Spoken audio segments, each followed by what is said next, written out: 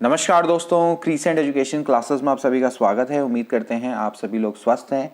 आज की वीडियो में दोस्तों हम बात करेंगे एलटी और प्रवक्ता भर्ती के बारे में। तो निकलेगी नई एलटी और प्रवक्ता भर्ती, मिलेंगे नए मौके। जिन अभ्यर्थियों का एलटी एग्ज़ाम अच्छा नहीं गया उन लोगों को निराश होने की आवश्यकता नहीं है। आपके लिए दोबारा से एलटी और प्रवक्ता भर्ती के चांसेस दोस्तों आ रहे हैं निकल के। तो निराश और हताश होने की आवश्यकता नहीं है, आपको नए मौके मिलने जा रहे हैं। उत्तराखंड प्रवक्ता भर्ती को लेकर अपडेट के बारे में भी बात करेंगे। चलिए आज की वीडियो को शुरू करेंगे।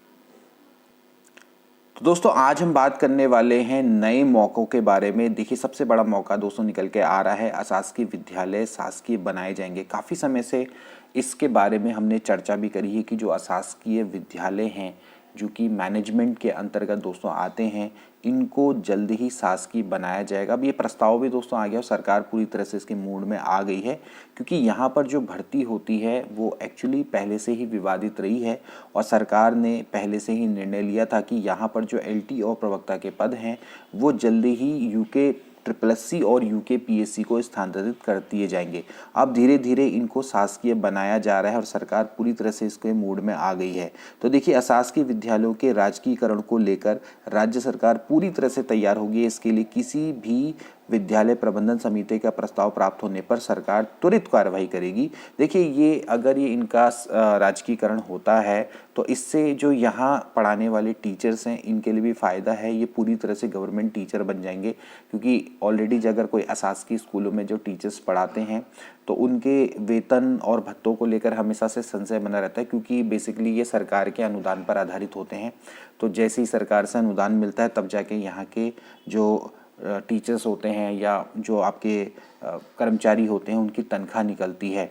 तो पूरी तरह से ये गवर्नमेंट नहीं होते, हालांकि जो तनख्वाह मिलती है वो बिल्कुल गवर्नमेंट के बराबर मिलती है।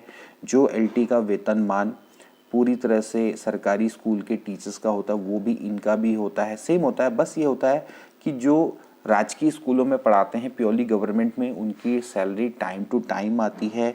उनको अपने कैरियर में कोई भी ऐसी दिक्कत नहीं रहती, कोई डर नहीं रहता है। लेकिन यहाँ पर इनको ये थोड़ा सा एक इनसिक्योरिटी टाइप की रहती है।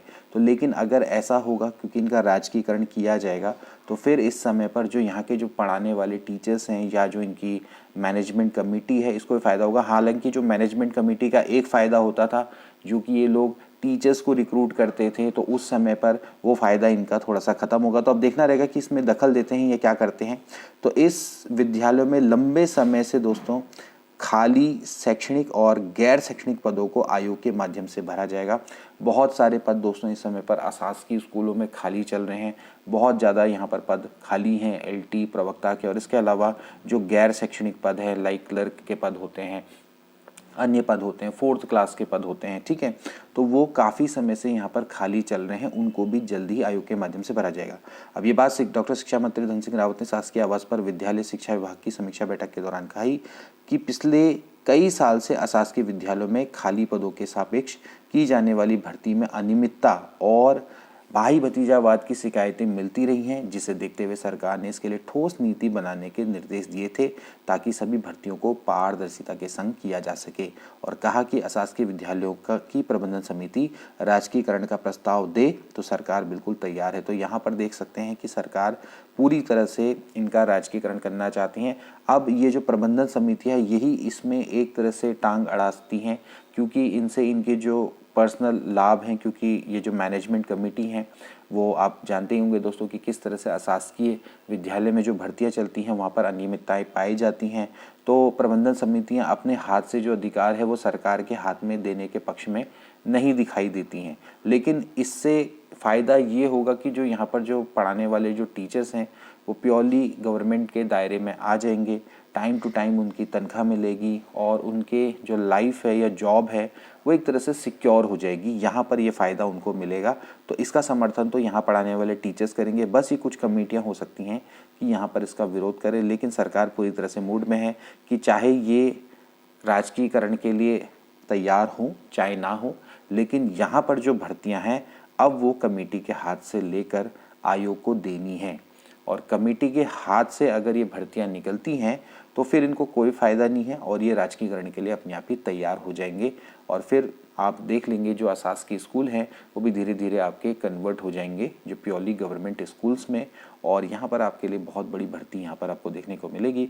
एलटी के पद भी यहाँ पर काफ़ी खाली हैं, प्रवक्ता के पद भी काफ़ी खाली हैं। और जो अशासकीय स्कूल होते हैं वो तो एक्चुअली प्रॉपर जगह में होते हैं, जैसे जो प्योरली गवर्नमेंट जो स्कूल है हमारे राजकीय विद्यालय वो तो काफ़ी दूर दूर और दुर्गम क्षेत्रों में, लेकिन इनके जो सिचुएशंस हैं, जो इनकी लोकेशंस हैं वो आपकी बेटर प्लेस में आपको देखने को मिलेंगी। तो यहाँ पर जैसे कि यूपी में जो अशासकीय विद्यालयों की भर्ती होती है, जैसे कि अभी कुछ साल पहले यूपी में टीजीटी पीजीटी भर्ती निकली थी तो वो भी अशासकीय विद्यालयों में निकली थी। तो यूपी में जब ये पैटर्न चलता है तो उत्तराखंड में पैटर्न क्यों नहीं चल रहा है? तो ऐसे ही आपको यहाँ पर भी देखने को मिलेगा कि यहाँ पर भी जो अशासकीय विद्यालय हैं वहाँ पर एलटी और प्रवक्ता की भर्ती अब आयोग के माध्यम से की जाएगी। एलटी की भर्ती जो है वो यूके को जाएगी और जो प्रवक्ता भर्ती है वो यूकेपीएससी के माध्यम से होगी। तो बस थोड़ा सा समय का वेट है और जल्दी ही आपको ये चीज़ें भी देखने को मिलेंगी। तो ये बहुत बेटर है। अब इस चीज़ में दोस्तों थोड़ा सा समय लगता है, लेकिन समय लग रहा है तो आप अपनी प्रिपरेशन भी उसी के अकॉर्डिंग कर सकते हैं। अब ऐसा नहीं कि जब ये होगा तब देखा जाएगा, क्योंकि ये जो चीज़ें हैं वो जल्दी ही आपको देखने को मिलेंगी, क्योंकि काफ़ी समय से इसके बारे में प्रस्ताव चला था। इससे पहले जो शिक्षा सचिव थे रविनाथ रमन, उन्होंने भी दे दिया है इनकी भर्तियों का प्रस्ताव कि भैया इसको हम लोक सेवा आयोग के माध्यम से करवाएंगे, अधीनस्थ सेवा चयन आयोग के माध्यम से कराएंगे। इसका पूरा प्रस्ताव बन चुका है। तो इसी कारण से जो अशासकीय विद्यालय हैं वहाँ पर अभी शिक्षक भी नहीं भरे जा रहे हैं। तो अब यहाँ पर आपको जल्दी ही इसके पक्ष में एक सकारात्मक रिजल्ट देखने को मिल सकता है। तो ये एक बहुत बेटर न्यूज़ है। तो वे लोग जिन्होंने एलटी भर्ती के बाद जो काफ़ी निराश फील कर रहे हैं या प्रवक्ता भर्ती को लेकर भी थोड़ा सा दुखी हैं, तो उनको निराश होने की आवश्यकता नहीं है। आपके पास मौके आते रहेंगे, कई जगह से मौके निकलते हैं। एक जगह से अगर द्वार बंद होते हैं दूसरी जगह से खुलता है। तो ऐसे आपने इन मौक़ों का यूटिलाइज़ करना है, रादर देन कि आप एक ही चीज़ के बारे में सोचते रहे। जो पास्ट में हुआ उनको भूलना है और मूव फॉरवर्ड, आगे बढ़ना है। तो मेरा तो आप सभी से यही निवेदन रहेगा कि आप लोग अब जो आगे की प्रिपरेशन है उसको करें और आपके लिए मौके ज़रूर बनेंगे। बहुत सारे मौके अब आपके लिए निकल कर आ रहे हैं। अब बात करेंगे दोस्तों प्रवक्ता भर्ती के बारे में। प्रवक्ता भर्ती के दोस्तों आवेदन तो शुरू हो चुके हैं, लेकिन इसमें राज्य आंदोलनकारी आरक्षण पर अभी फैसला नहीं हुआ है। जैसे कि प्रीवियसली बताया गया था कि इसके राज्य आंदोलनकारी का जो आरक्षण है उस पर अभी फैसला नहीं हुआ था, तो जिस कारण से इसको दोबारा से शासन को प्रत्यावर्तित किया गया था। लेकिन फिर भी शासन के द्वारा इसको दोबारा प्रत्यावर्तित करके यूकेपीएससी ने इस भर्ती को निकाल दिया है। लेकिन इसमें अभी राज्य आंदोलनकारी आरक्षण का फैसला नहीं हुआ है। 613 पदों पर दोस्तों ये विज्ञापन जारी किया गया है और हो सकता है कि आपने फॉर्म भर भी लिया हो और जल्दी ही आप इसकी प्रिपरेशन करना शुरू भी कर देंगे, और मेरे हिसाब से तो कर भी देनी चाहिए। तो उत्तराखंड लोक सेवा आयोग ने उत्तराखंड विशेष अधीनस्थ शिक्षा सेवा संवर्ग के तहत प्रवक्ता के 613 पदों पर जो भर्ती का विज्ञापन है जारी कर दिया है, और इसमें राज्य आंदोलनकारी को 10% क्षैतिज आरक्षण की व्यवस्था अभी नहीं की गई है, जिसके लिए आयोग को शासन के जवाब का इंतजार है। तो आप देख सकते हैं कि अभी आयोग ने शासन का इंतजार अभी कर रहा है। मतलब आयोग ने ये अच्छा स्टेप लिया कि रादर देन कि शासन से जब तक वो वापस आती चीज़ और फिर उसके बाद भर्ती रिलीज़ करता, लेकिन पहले ही आयोग ने भर्ती को निकाल दिया है। एक जिम्मेदार संस्था होने के नाते यही एक तरीका होता है कि आप टाइमली भर्ती को निकाल दें और जो छात्र हैं उनके सामने टाइमली सिलेबस को रख दें, उनको पूरा समय दें। देन उसके बाद फिर कोई एक्सक्यूज़ नहीं रह जाता। जैसे कि यूकेपीएससी ने जो किया वो एक तरह से बिल्कुल कोई भी एक्सक्यूज़ के परे है। एकदम से सिलेबस को चेंज कर देना, मेहनत सिलेबस एकदम से रख देना छात्रों के सामने, और उसके बाद उनसे एक्सपेक्ट करना कि वो पेपर को 3 या 4 महीने में निकाल लेंगे या कवर कर देंगे, ऐसे सिलेबस को पेपर भी इस स्टैंडर्ड का बनाना। तो ये कहीं ना कहीं बहुत गलत नीति थी यूकेपीएससी की। लेकिन यूकेपीएससी ने आपको एक अच्छा समय दिया है और यहाँ पर से आपके पास दोस्तों 6 महीने अराउंड या 5 महीने आप मान लीजिए एग्जैक्ट आपके पास हैं, तो आप यहाँ से स्क्रीनिंग एग्ज़ाम की तैयारी कर सकते हैं। और दोनों की साथ साथ करिएगा, स्क्रीनिंग एग्ज़ाम भी साथ साथ दोस्तों मेंस की तैयारी भी करिएगा, क्योंकि स्क्रीनिंग एग्ज़ाम अगर आप निकालते हैं तो उसके बाद आपको अपने सब्जेक्ट के लिए 3 महीने का दोस्तों समय मिलेगा जो कि साइंस सब्जेक्ट्स की हम बात करें तो वहाँ पर इनफ नहीं है। इवन आर्ट सब्जेक्ट है उनके लिए भी इनफ नहीं है, लेकिन साइंस के लिए तो बिल्कुल भी इनफ नहीं है।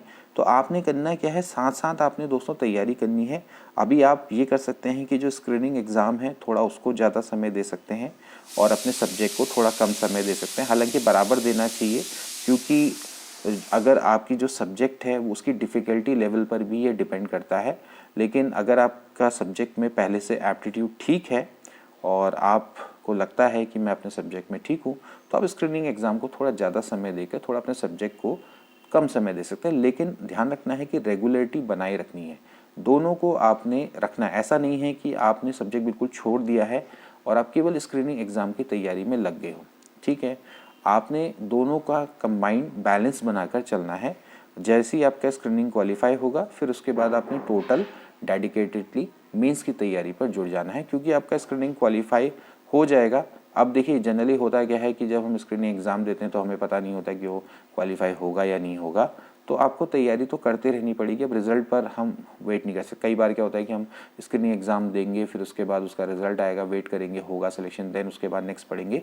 तो ऐसे में फिर क्या होता है कि आपका जो रूटीन होता है वो ख़त्म हो जाता है। तो ऐसा ही होता है, कई बार क्या होता है कि हमें रिज़ल्ट के बारे में नहीं पता होता, लेकिन हमें नेक्स्ट स्टेज की प्रिपरेशन करनी होती है। कोई भी ये नहीं कह सकता कि मेरा हो जाएगा 100%। सो ये तो होता है दोस्तों। तो इसलिए कई बार क्या होता है, छात्र इस असमंजस में रहते हैं कि हमारा जब स्क्रीनिंग निकलेगा फिर उसके बाद हम मेंस करेंगे। ठीक है, अगर आप स्क्रीनिंग और मेंस की साथ तैयारी भी कर रहे हैं, उसके बाद आपने पेपर दिया है, तो भी आपको ये पता नहीं है कि आपके बाद अगला स्टेप क्लियर होगा नहीं, लेकिन फिर भी आपको अगले स्टेप की प्रिपरेशन करनी होती है। तो ये दोस्तों एक तरह से आपकी हर चीज़ की परीक्षा है, ना सिर्फ आपके ज्ञान, नॉलेज, आपकी प्रिडिक्टेबिलिटी, इन सभी के दोस्तों एक तरह से परीक्षा होती है। आप एक तरह से ऐसी चीज़ की प्रिपरेशन कर रहे होते हैं जिसके बारे में आपको रियली में पता नहीं होता है कि वो क्या होने वाला है, बट एक उम्मीद होती है, एक आपके अंदर ऑप्टिमिज्म होता है, सकारात्मकता होती है, तो आप उसके लिए प्रिपेयर कर रहे होते हैं। लेकिन कभी कभार वो चीज़ आपके फेवर में नहीं आती है तो दुख होता है, लेकिन दुख उस समय तक ही ठीक है, कुछ समय तक ही जायज़ है, लेकिन हमेशा उसी चीज़ का रोना रोना वो चीज़ सही नहीं है। तो फिलहाल अभी ज़्यादा बातें इस पर नहीं करेंगे। फिलहाल मैं यही बोलूँगा कि आपसे आप लोग प्रवक्ता स्क्रीनिंग की तैयारी करना भी शुरू करें, साथ ही साथ अपने सब्जेक्ट को भी प्रिपेयर करते रहें। इसके अलावा दोस्तों हमने नए मॉक टेस्ट लॉन्च कर दिए हैं। हमारे क्रीसेंट एजुकेशन क्लासेस की ऑफिशियल एप्लीकेशन है, क्रीसेंट एजुकेशन क्लासेस जो हमारा चैनल का नाम है, उसी पर ही हमारी एप्लीकेशन भी है। वो आपको प्ले स्टोर में मिल जाएगी। अगर आप एंड्रॉयड मोबाइल यूज़ करते हैं तो वहाँ से आप उसको डाउनलोड कर लीजिए। वहाँ पर आपको नवीन मॉक टेस्ट देखने को मिलेंगे। अभी स्पेशल ऑफ़र भी चल रहा है फर्स्ट 100 का, तो आप उसको तुरंत डाउनलोड करके उस ऑफ़र का लाभ उठा सकते हैं। और बहुत ही न्यूनतम मूल्यों में हमने अभी उसको निकाला है, क्योंकि अभी हमारा जो एप्लीकेशन है वो भी अभी रिसेंटली लॉन्च हुआ है इसी साल, और हम वेलकम ऑफ़र के तहत में अभी जो हमने कोर्स का प्राइस भी रखा है बहुत न्यूनतम रखा है। तो आप उसकी ओर भी जा सकते हैं अगर आपको लगता है तो। अदरवाइज़ आप सेल्फ से भी प्रिपेयर कर सकते हैं। बाकी सेल्फ इवैल्यूएशन के लिए मॉक टेस्ट देने चाहिए और देते रहते हैं, क्योंकि इससे क्या होता है कि थोड़ा सा जो आप एग्ज़ाम में जब जाते हैं तो आपकी एक एग्ज़ाम की प्रिपरेशन हो जाती है, आपको एक एग्ज़ाम जैसा माहौल मिल जाता है ना। सामने से आपके एक मॉक टेस्ट आ रहा है, आप क्वेश्चंस कर रहे हैं, तो एक एग्ज़ाम की प्रैक्टिस हो जाती है। तो एग्ज़ाम की प्रैक्टिस के लिए होते हैं और अपनी नॉलेज को टेस्ट करने के लिए मॉक टेस्ट लेते हैं। अब यहाँ पर इस बार जो हमने मॉक टेस्ट निकाले उनकी खासियत ये है कि आप उसको बार बार अटैम्प्ट कर सकते हैं। जैसे पिछले बार जो हमने मॉक टेस्ट निकाले थे तो उसमें छात्रों को दिक्कत ये रहती थी कि एक बार अटैम्प्ट किया, हमने वो जानबूझकर भी किया था, क्योंकि एक बार जैसे आपने टेस्ट दे दिया तो फिर ये रहता है कि बच्चों को दोबारा से अगर वो टेस्ट देंगे तो फिर वो तो एक तरह से वो टेस्ट नहीं रह गया ना, क्योंकि आपने ऑलरेडी उसका दे दिया एक बार टेस्ट, फिर आपको क्वेश्चन पता है, उसका सॉल्यूशन भी पता है, तो फिर वो टेस्ट किस बात का। अगली बार आप फुल में से फुल भी लाओगे तो रियल टेस्ट नहीं हो पाता। तो टेस्ट तो एक ही बार ही होता है, लेकिन फिर भी छात्रों को कही था कि सर हमें प्रैक्टिस करने के लिए चाहिए, तो इस बार फिर हमने उसको उसमें मल्टीपल अटैम्प्ट डाल दिए कि चलिए कोई बात नहीं, आप अटैम्प्ट कर लीजिए। डुअल लैंग्वेज में हमने उसको प्रोवाइड करवाया है, क्योंकि हमारे छात्र हमेशा यही कहते हैं कि सर डुअल में करवा दो। डुअल में प्रोवाइड करवाने वाला इस समय पर तो मेरे नज़र में तो कोई भी नहीं है, लेकिन हम लोग उसको प्रोवाइड करवाते हैं कि ताकि आपको डुअल लैंग्वेज में हो। तो जिन अभ्यर्थियों को थोड़ा सा दिक्कत होती है, वैसे समस्या नहीं आनी चाहिए, हिंदी में समस्या नहीं है। देखो हिंदी तो हमारी मातृभाषा भैया, हमें समझ में आना चाहिए, लेकिन चलिए कुछ छात्रों को नहीं आता समझ में, तो उनके लिए हमने कोशिश करी है कि डुअल लैंग्वेज में रखा जाए। पहले भी किया है तो अभी भी करेंगे, कोशिश ये रहती। तो इतने सारी जो चीज़ें हैं इसको मैनेज करना कभी कभार बहुत टफ हो जाता है। तो लेकिन फिर भी पूरा प्रयास रहता है कि इसको मिनिमम जो मूल्य है उसमें रखा जाए और ये हर छात्र की पहुंच में रहे। तो दोस्तों आज के लिए इतना ही। आप अपनी स्क्रीनिंग की प्रिपरेशन को तैयारी मतलब स्टार्ट कर दीजिए और उम्मीद करेंगे कि आप इसको क्वालिफाई कर पाएँ, मेंस भी क्वालिफाई कर पाएँ और प्रवक्ता भर्ती में सफल हो पाएँ। तो इसी उम्मीद के संग मिलते हैं नेक्स्ट वीडियो में। तब तक के लिए take care and good bye.